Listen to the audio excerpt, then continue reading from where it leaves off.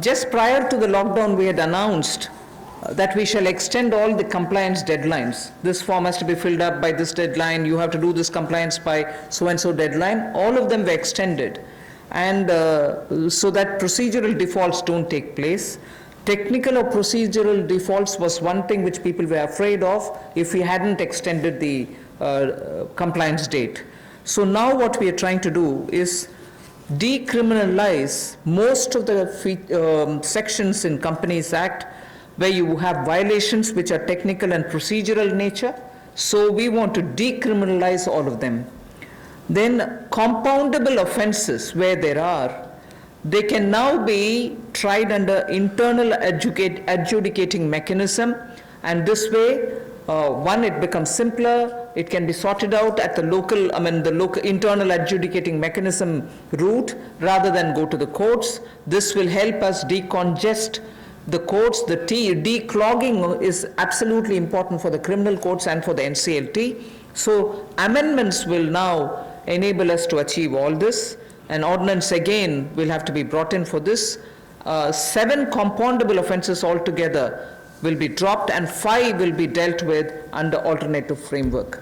There was a thing introduced in the Parliament, but then we didn't even have the time to take it up. But this has 1 or 2 other additional features with which we will now come up with an ordinance so that immediately it can benefit companies.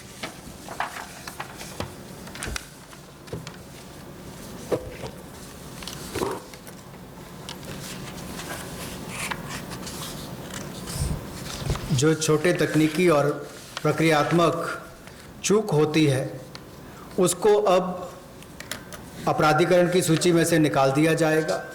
यानी कि छोटे मोटे तकनीकी या प्रक्रिया में आपसे कोई चूक रह जाती है तो पहले उसमें क्रिमिनलाइज उसको उसके रूप में देखा जाता था, अब उसको डीक्रिमिनलाइज कर दिया गया है। जैसे आपने CSR की रिपोर्टिंग में कई कमी रह गई या आपकी बोर्ड रिपोर्ट में छोटी मोटी कमी रह गई, फाइलिंग के समय डिफ़ॉल्ट हो गया, AGM की होल्डिंग में थोड़ा डिले हो गया, तो अब इन सबको से बाहर कर दिया गया है ताकि इसको उसमें अपराधीकरण की सूची में ना रखा जाए। एक और बड़ा बदलाव जो है, जो कंपाउंडेबल ऑफेंसेस थे उस सेक्शंस में भी बड़ा बदलाव लाया गया है। उस पर मेजॉरिटी में से पहले केवल 18 सेक्शंस को इंटरनल एडजुडिकेशन मैकेनिज्म के रूप में देखा जाता था, उसके अंतर्गत लिया जाता था। अब उसको बढ़ाकर 58 कर दिया है, यानी कि 40 और इसमें जोड़ दिए गए। अब इन सबको कंपाउंडेबल ऑफेंसेस के रूप में नहीं देखा जाएगा, इसको इंटरनल एडजुडिकेशन मैकेनिज्म में लिया जाएगा और जो रीजनल डायरेक्टर है उसकी पावर्स को भी बढ़ा दिया गया है। तो इसमें कंपनीज की हरासमेंट भी कम होगी और काम करने का ईज ऑफ डूइंग बिजनेस में भी बल मिलेगा। और जो हमारे न्यायालयों पर और NCLT पर दबाव रहता था केसेस का, अब कम केसेस उनमें जाएंगे और उसको भी लाभ मिलेगा। जो 7 कंपाउंडेबल ऑफेंसेस हैं उनको पूरी तरह से ड्रॉप कर दिया गया है और 5 को अल्टरनेटिव फ्रेमवर्क के रूप में लिया जाएगा।